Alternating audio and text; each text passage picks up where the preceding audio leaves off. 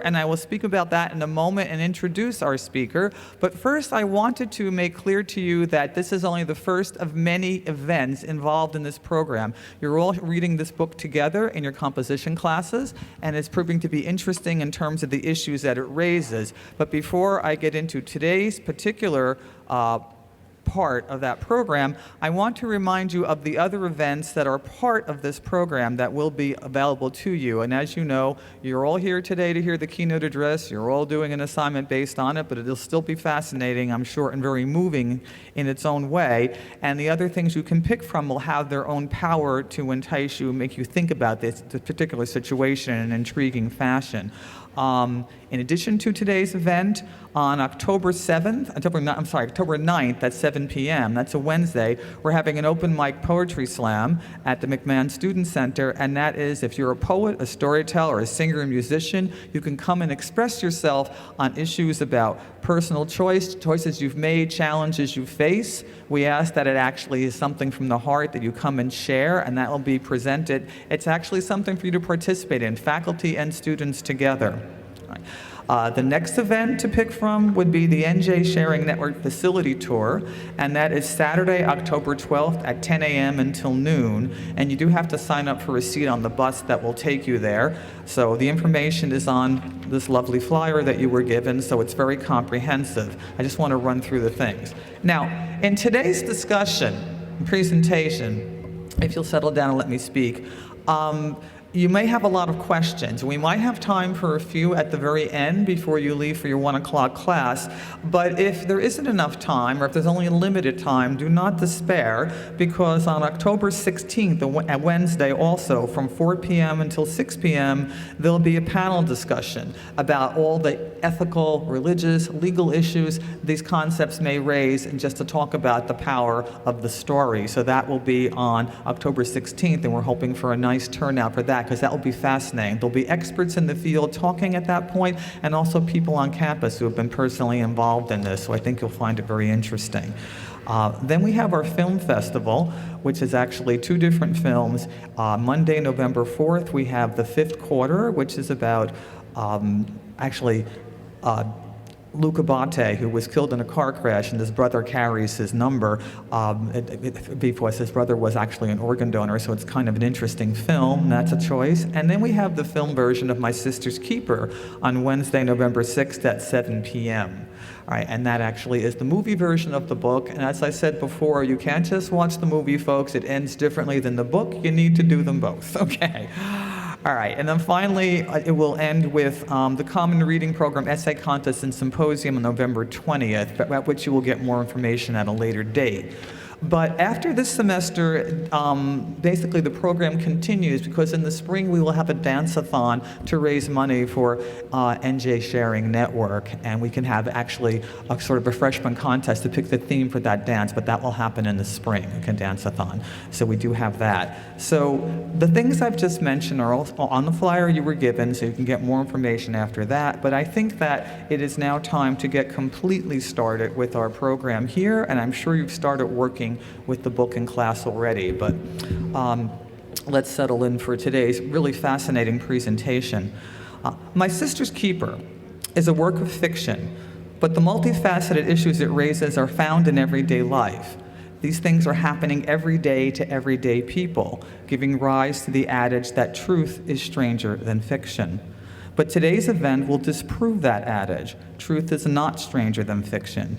Rather, it is more powerful and more inspiring indeed than fiction. Our keynote speaker, Ms. Alyssa Dadio, Ms. Manager of Resource Development for New Jersey Sharing Network, NJ Sharing Network, and has had personal experience of these compelling issues. She's here today to share her story and bring the subtext of our common reading experience to light in a unique way. Please welcome Ms. Alyssa Dadio.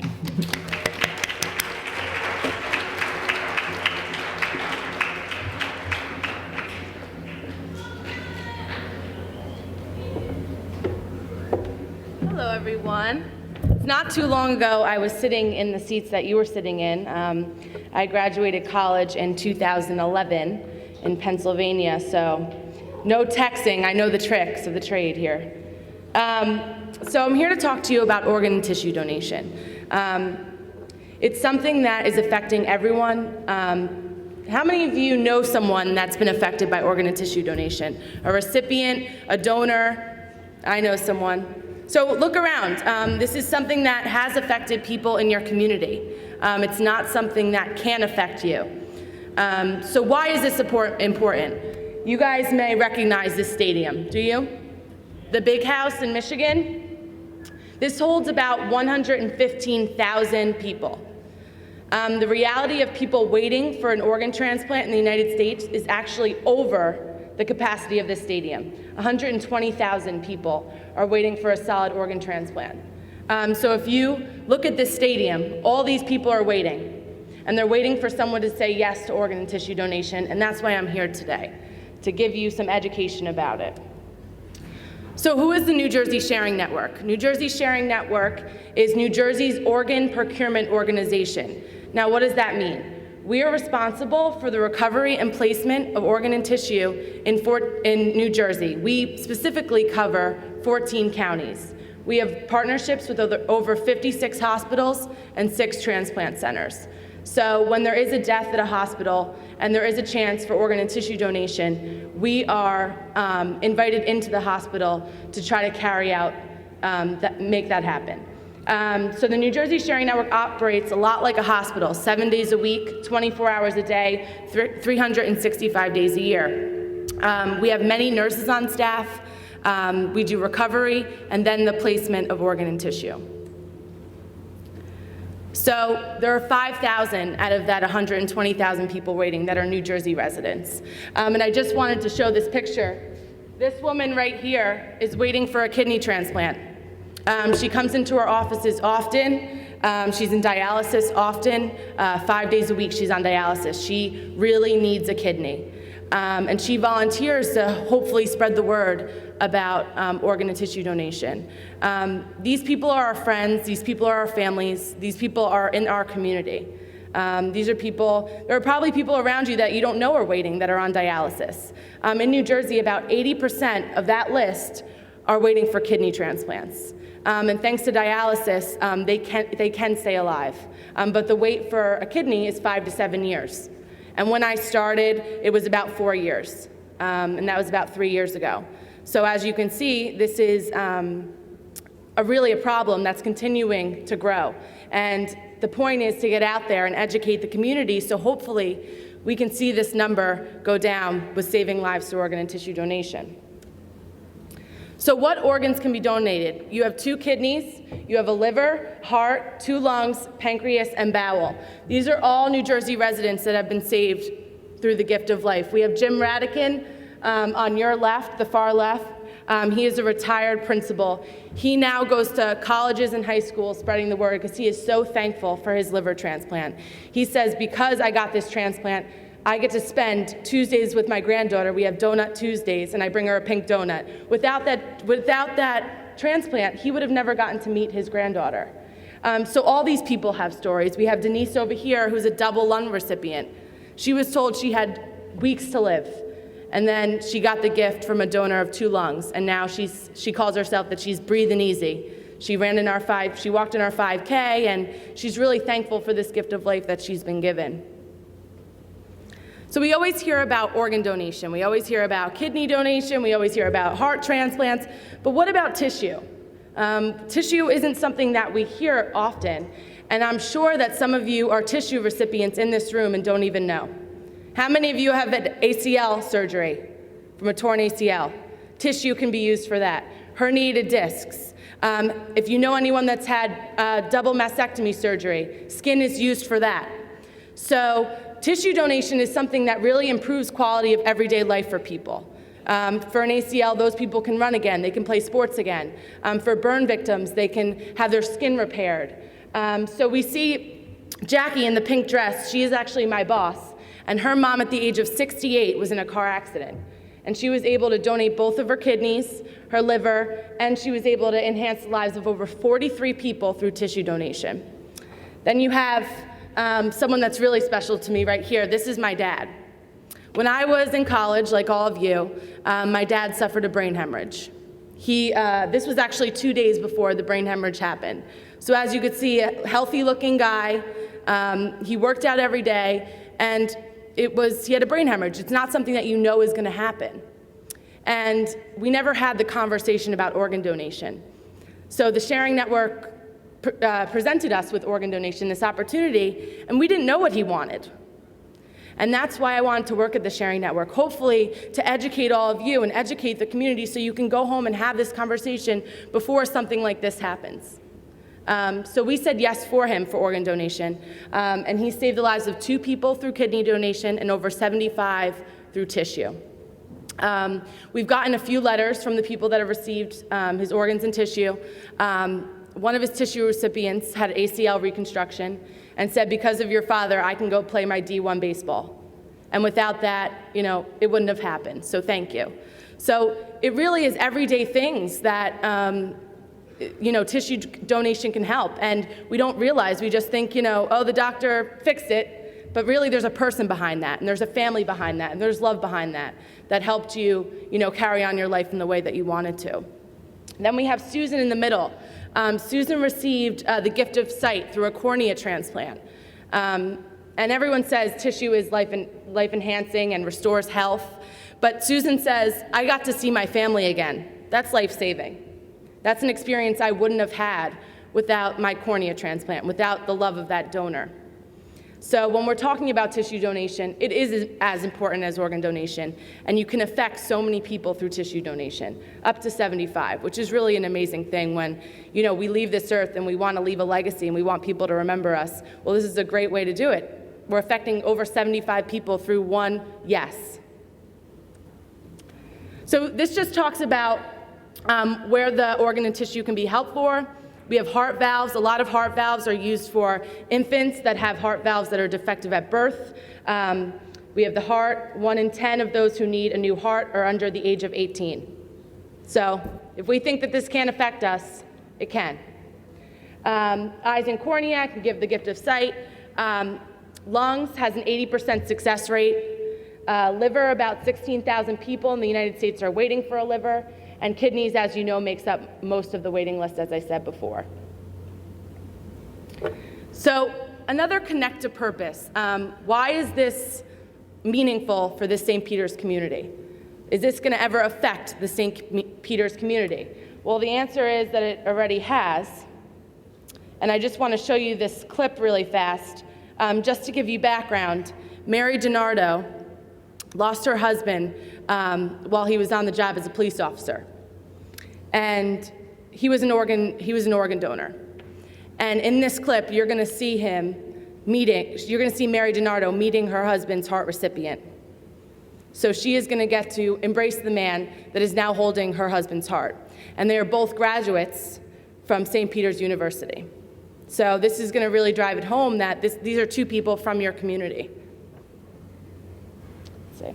How long has it been since his death? 4 years, 1 month and 2 weeks. Mary DiNardo counts the days since her husband passed away.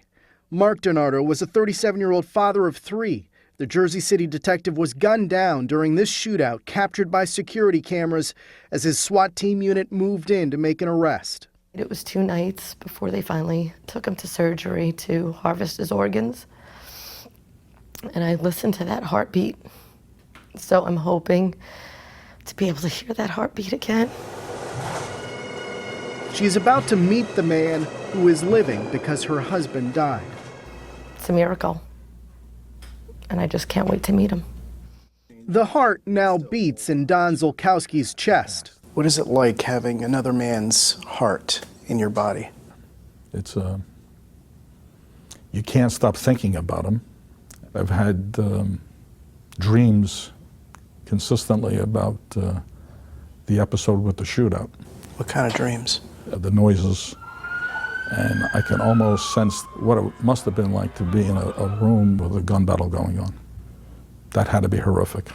The 70-year-old knows what it's like to be in a gun battle. He earned a Purple Heart in Vietnam. A virus destroyed his heart before he received DiNardo's. he is like a buddy through the service, that it's a bond, it's a friendship that I can't describe how the feeling is, but it's an intense one.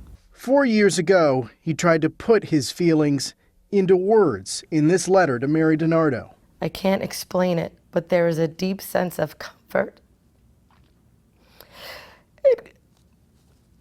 and connection with a donor whom I've never met. Saying thank you in person will lift some of the guilt that I carry as the survivor. Hi. They finally met this week. I was supposed to cry. The fallen hero's heart is now serving a war hero. You know, it may be inside somebody else's body, but that was the heart that fell in love with me. It is a heart that continues to beat for two families, forever connected. Jeff Pegues, CBS News, New Providence, New Jersey. I probably don't need to say anything else, but that's what I have the honor and privilege to do every day. Give this opportunity to families, and when they say yes, continue to walk with them through this grieving process, and in the best cases, get to, let them know the people that lives have been changed and enhanced because of their gift. Mary has said over and over to me that without organ donation and without tissue donation, I don't know where I would be in this grieving process. This has lended her so much support to her family and her children, with 3 young children. So you can really see how powerful one yes is. One yes to organ donation is 8 lives in their hands and over 75 through tissue. So it's not one person, it's much more than that. And it's a whole family, community that's kind of rooting for this person to survive, praying for this person to survive. So when we talk about New Jersey specifically, we only have 35% registered organ and tissue donors, and that's not good. The national average is between 48 and 50. It goes up and down, but we have a lot of work to do in New Jersey. You all know, when you go from county to county, town to town, you're dealing with different religions, you're dealing with different backgrounds, you're dealing with different beliefs. So this is why it's so important, and we're so thankful for this opportunity to talk to all of you, because it's just a lot of misconceptions. It's a lot of myths that are created from various areas. But we need people to register, because when you register, no one has to make the decision. The decision is yours. It's legally binding. We honor first-person consent in New Jersey. So that means if you're 18 or older and put it on your license, if your mom or dad walks in and says, no, I don't want them to be an organ donor, it was your choice, and we're going to honor that. But on the same token, it's important that you share your wish with your family so we don't have, that problem in the hospital. They know what you want. You wrote on your license what you want, and that's what the Sharing Network is here to do, is here to carry out those wishes. So we have the number 18. There's 2 meanings for this. We have 18 people dying every day waiting for a solid organ transplant. So these people aren't dying from incurable diseases. They're not dying because they have progressive cancer. They're dying because people aren't saying yes enough to organs and tissue donation. We do not have enough organs to go around. And that's why it's so important that when you leave here, if you all can talk to one person, maybe that will take away one person from dying today because they didn't get the organ transplant that they needed. And the other reason for 18 is you have to be 18 years old to register in the state of New Jersey to be an organ and tissue donor on your license. You go to the motor vehicle agency, and once you say yes, it's important to know that every time you renew your license, you need to say yes again. It does not carry over. And this is when you say yes at 18, it's first-person consent, it's legally binding, and no one can take that away from you. So I'm sure that you've heard of a lot of myths and misconceptions about organ donation. I'm sure that you have them yourself. Is the doctor going to take care of me? Is he going to let me die on the side of the road? My religion doesn't believe it. I want an open casket, and I can't have an open casket if I'm an organ donor. There are so many things. And, media, that's why I crossed out Grey's Anatomy. I like the show. I think it's really entertaining. But what they do with organ donation is they make it a fantasy, and they do not, tell the story based on the facts. So the facts are that all major religions do support donation. The fact is that The doctor is not going to let you die on the side of the road because you need to be ventilator dependent in a hospital to be an organ donor. So if you're in a car accident and you think the doctor or the people are there taking care of you are going to let you die, well, you can't be an organ donor at that point. You have to be in a hospital, ventilator dependent. So that whole myth, throw that out the door, because I know that is really something people think about. And it's before I worked at the Sharing Network, I thought about it too. There are a lot of things, and we have to realize that organ donation shows no religion, it shows no financial background, it shows no belief system.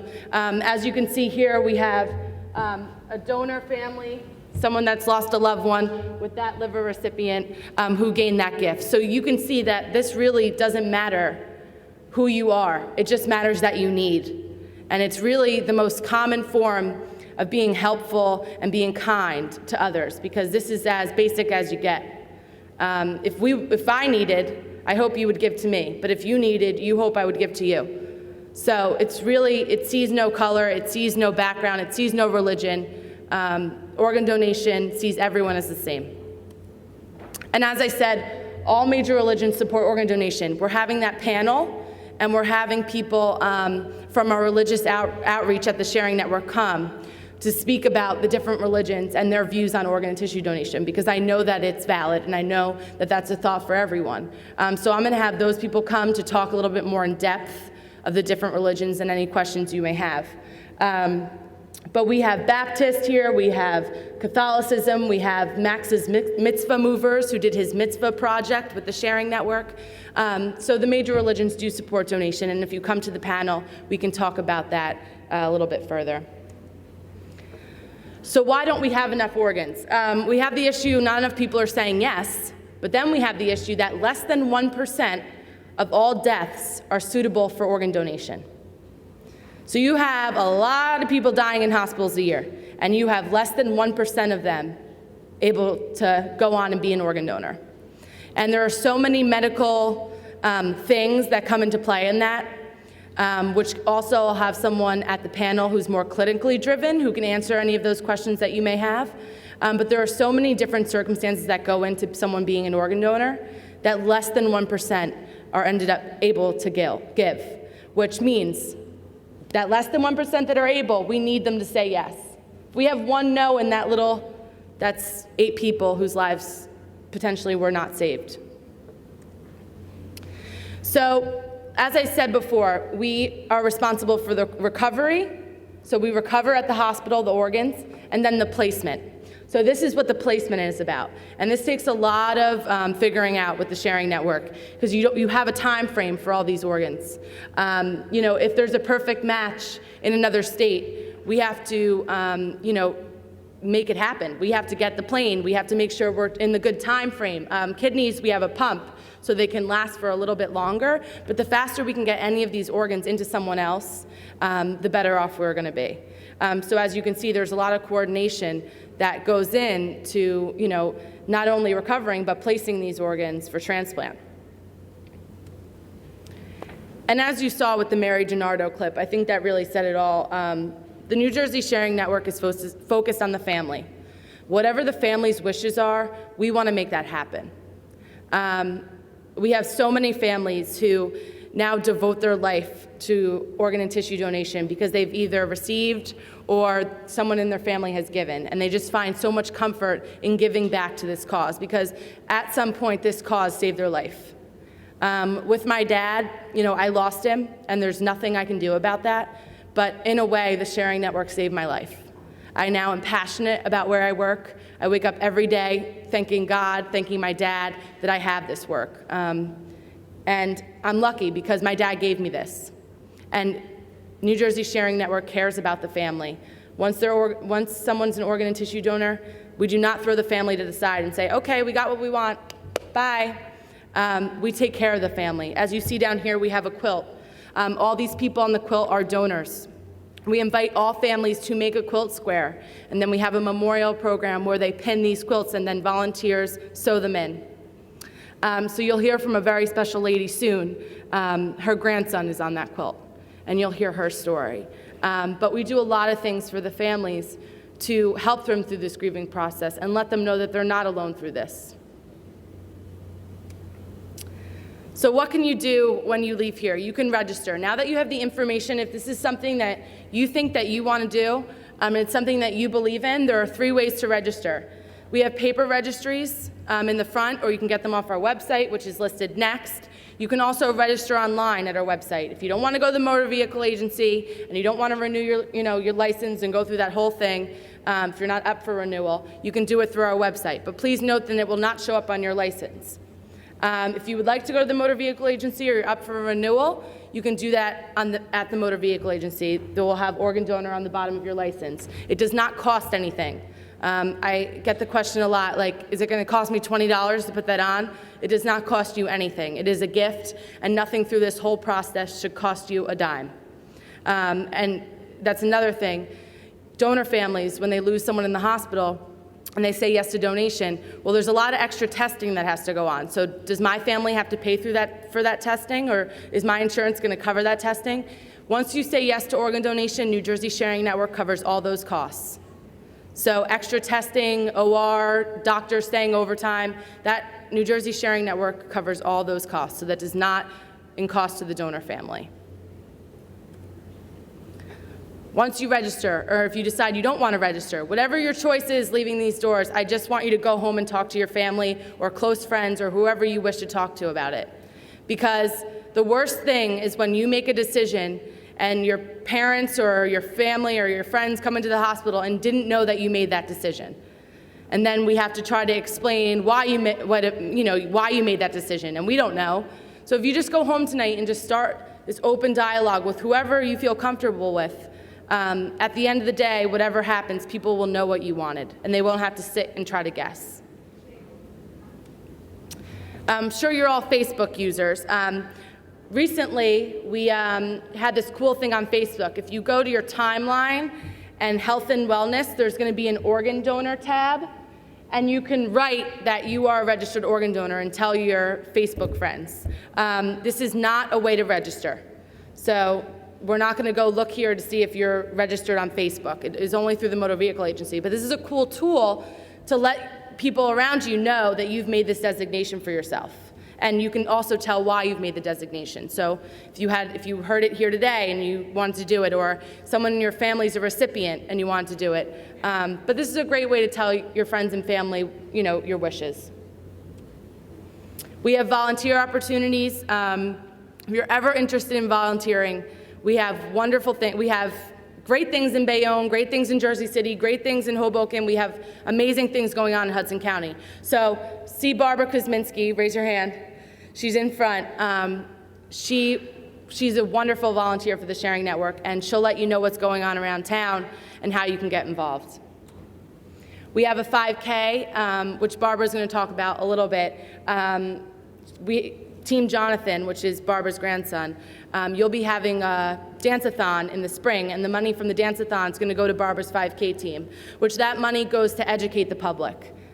So really getting the word out and doing different testing to make organ donation possible. So these are how you can help. We have a Facebook page, Twitter, for all you social media people. And then I now want to call Barbara up to talk. And, this can be emotional. So I really thank Barbara for coming and being willing to speak.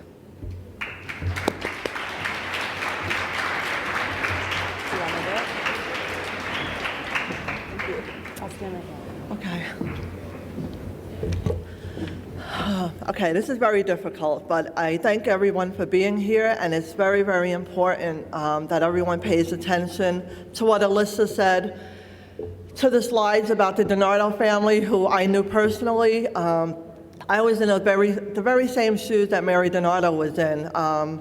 We lost my grandson. All of the pictures to the right are my grandson, Jonathan Paul Kuzminski.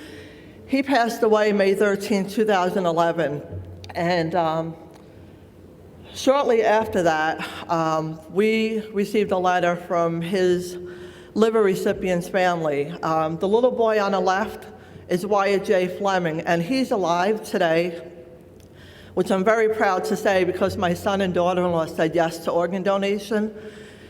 he received Jonathan's liver, and he was moved up on the transplant list the day before Jonathan's accident. And it was he had like pretty much 24, 48 hours, and had my son not said yes, Wyatt would not be here today. And 2 years later, he's in full remission, and we did get to meet him. And I have to say, the same thing that Mary DiNardo said, I felt comfort, I felt a sense of calmness, and my heart just embraced this little boy, and it was so comforting to see that something good came out of our tragedy. And the whole week when Jonathan was in the hospital, NJ Sharing was right there with our family, and they're right, they don't abandon a family, they don't get what they need and just leave us. 2 years later, 2.5 years later, we're still in contact with the very people who approached my family, and we got to put Jonathan's patch. His little brothers helped make the patch of everything that reminded us of him, and it's important. We're able to take these quilts out whenever we want. We can bring them home with us. We can put them on display. They go to hospitals.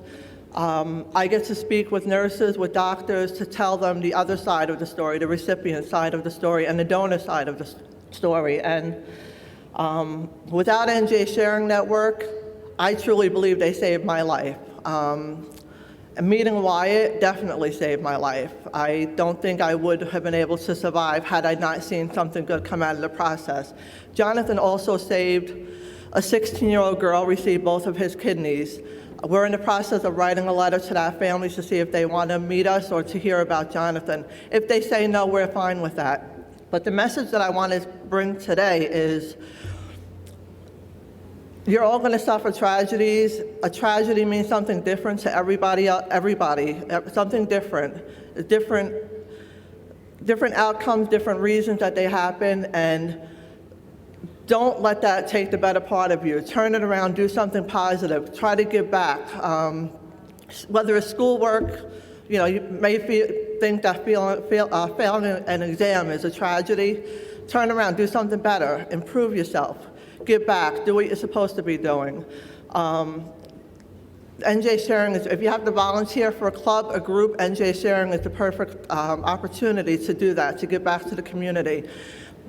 Hudson County, when I started volunteering, Hudson County was the last of all of New Jersey on a list for registered donors, and New Jersey ranks 41 out of 50, which isn't good. It's not good for New Jersey residents, it's not good for the United States as a whole. So I tried to do something about it. I formed a group, Donate Life Bayonne. We branched out to Jersey City. Now we're Donate Life Hudson.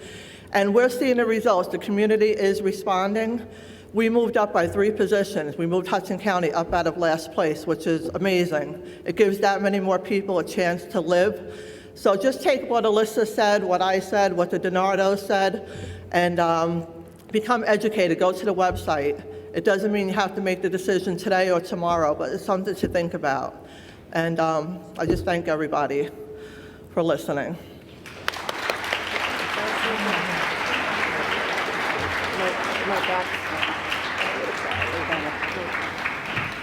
Okay, so here's my contact information. Feel free to write it down if you have any questions, you want to talk about, anything regarding organ donation. I know sometimes in groups you don't feel comfortable asking those questions.